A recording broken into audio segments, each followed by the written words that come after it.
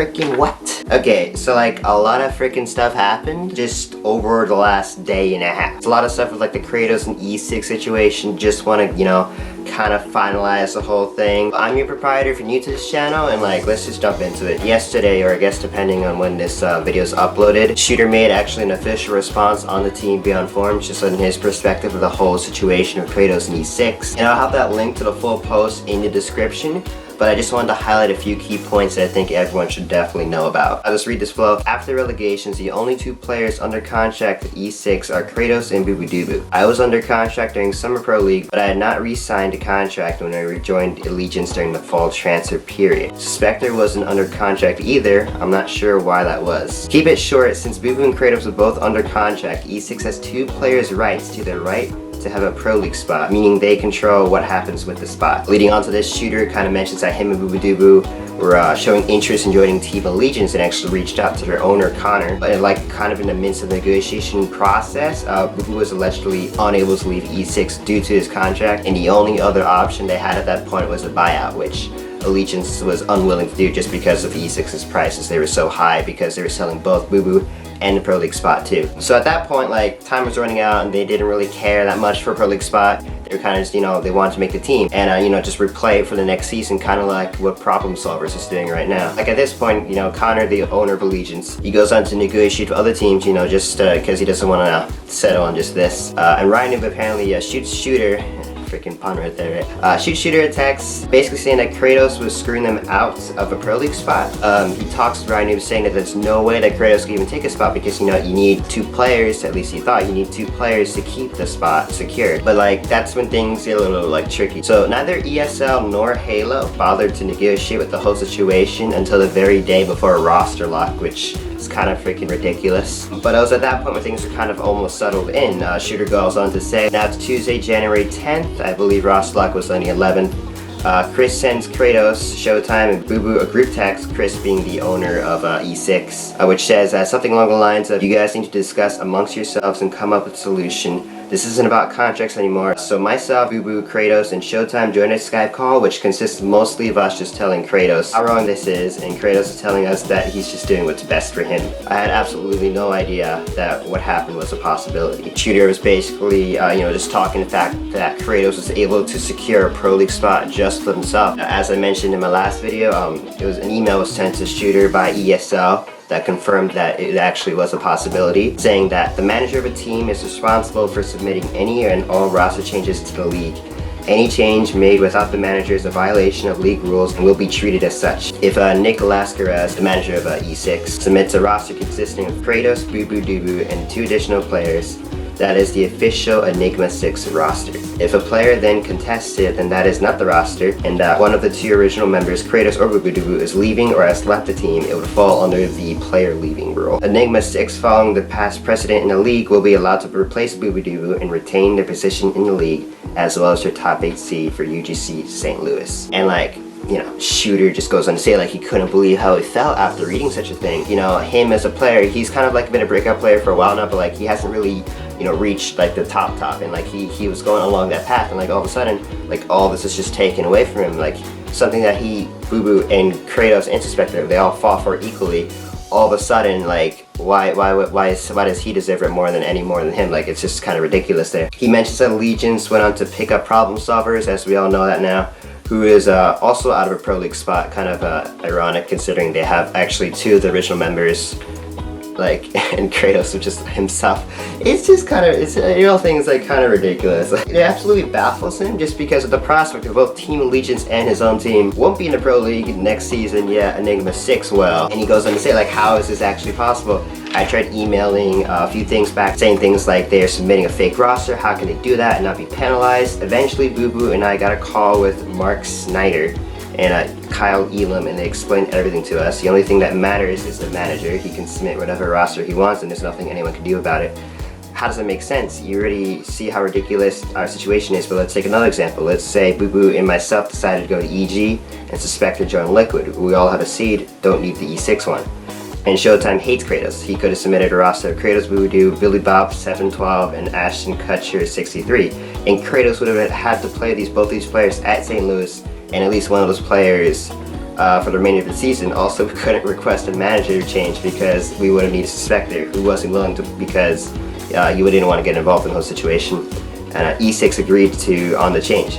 Right or wrong, these rules make absolutely no sense. And, you know, they really don't. Like, I'll be honest, you know, I try not to weigh my opinion too heavily and stuff, but even though these things, I guess, are within the jurisdiction of the rules, they really aren't something that you should be allowed to do in an environment with such high stakes. You can't really force a team to be together without a contract, even with that said, and just one person having that ability to just kind of orchestrate everything, like that's just not right at all. And I also think that Kratos and the rest of the team don't really deserve any penalization for this. You know, they did everything within the rules book. You know, a lot of people are bashing him and the entire organization in the forums, but I really think people are taking this a little bit out of hand. Shooter closes with this statement with, "As for our team, we think it's inconceivable that something like this really happened." Inconceivable being their team name. We will be attending St. Louis, but we will not be representing anyone. We are in talks with some orgs, and I'm sure we'll have something figured out before Vegas. I'm very excited to be playing with these super talented and awesome little kids. I didn't even read that first time. Little kids, like what? I can't wait to see what the future holds for Shooter's Daycare. I'll try to answer more questions if I can. Thank you, everyone. Oh gosh, Shooter's Daycare, what? So that's the end of his statement. We also had an additional post from InStiiNcT, who was the owner of Allegiance. He also gave some insight on what his whole, you know, view in the situation was. Nothing too really new here, just, you know, a little bit more additional information. If you want, I'll have that post linked in the description as well. And we also had Naded's post, which is kind of interesting. Quoted, "I had no idea what was even going on between Carlos, ESL, and any other players. I only heard things here and there from Carlos, but not until after Ross Black was over I found out about them not having a seed. Like everyone has said before, teams were supposed to get a seed from my understanding, but I was so much out of the loop that I joined so late I didn't know what was actually going to happen.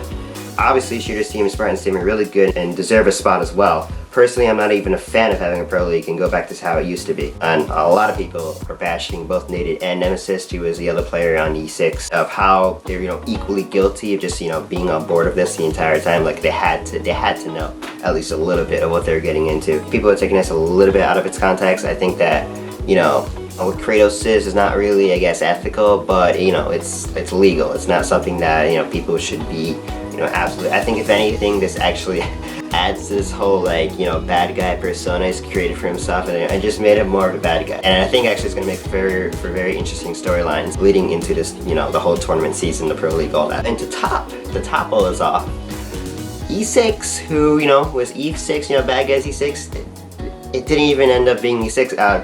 Panda Gaming announced that they're actually picking up the Enigma 6 roster with the money matches and, you know, partnering together, and they actually bought out E6's team, and that's what the entire team is signed under now. It's Kratos, Straight Sick, Naded, and Nemesis, all under Panda Gaming. I did want to know, someone in the forums, I did not write down their username, but I'll put it somewhere like around here. They made a very good post. Basically, he went into the actual rule book and he went through the definitions, and I'll quote, "Manager is the person who's responsible for the communication between the team and HCS player administration. This person is also responsible for any and all roster changes during the regular season or between seasons." Section 2.2 also has more information regarding team managers. 2.2, manager is responsible for submitting any of all roster changes to the HCS Pro League. And, you know, meaning submitting, they actually don't have the power to change it, but actually the power to submit it, that the team would actually have to agree on what they're actually submitting. And finally, like the most important thing that he thought to point out was, please note, all rules are subject to change at any time throughout the season. Be sure to check back regularly. ESL reserves the right to make rulings outside of the rules set in order to preserve the tournament's integrity. This is considered a living document and can be updated at any time. Any rulings may be by any party other than ESL are not final and should not be considered as such. That's a big right there. A lot of people are saying, like, ESL, like, you have the power to do this, like, why don't you do something about it? I'll be honest, I don't think anything will happen. I think, if anything, it just makes everything more crazy. I think at the end of the day, it's gonna be a hell of a season. It's gonna be like, it's gonna be so cool. The grudge matches are gonna be absolutely insane. Like, I literally cannot wait to see, like, just this weekend and everything else afterwards. So just to end things off, you know, it's been a crazy ride. I'm just gonna have some little blooper clips, you know, just to kind of, you know, ease the pressure. We have first You know, Ninja going a little bit crazy. Damn. Let's go from here. Rail's dead. Rail one. Oh, got Someone. it. Nice. One. Go. Last guy. They're gonna run. He's going. Mid cat. Two mid cat. Oh, you too weak, Tyler. Oh my god. Underpass, please. One shot, SM, no, one shot. And you have a human being. Dan does. That fuck. It might be coming snipe ball. Yo, dude, somebody needs to sit connector. I am, but they have scattered. One shot on Den, white corner. White corner still ace. I needed. You guys eat too, Let's go, Dan. Dude, scatter down connector. Get that scatter, Dan. Get that scatter. You guys white corner, last you guys white corner, both lane top science. I needed white hole. Get to bottom. Alright, let's chill. I'll go. I'm trying to watch pipe. Manning the knock side. So yeah, it's been a freaking day. Or night, I guess, because it's like, what time is it? 12:48 in the morning. But, so like what's happening, right? I'm gonna be making a predictions video for this weekend. Probably will be uploaded by Thursday night, I will say. Probably, maybe even by Thursday morning. I'll see, I'll try to see, maybe I could, you know, roll it along. Stay tuned for that, but like, it's been a freaking crazy last few days. And honestly, guys, I just can't wait for this weekend. Like, it's gonna be great. I was, you know, stay tuned to the forums with all of you guys. Like, it's gonna be a great time. I'll see you guys next time. Peace.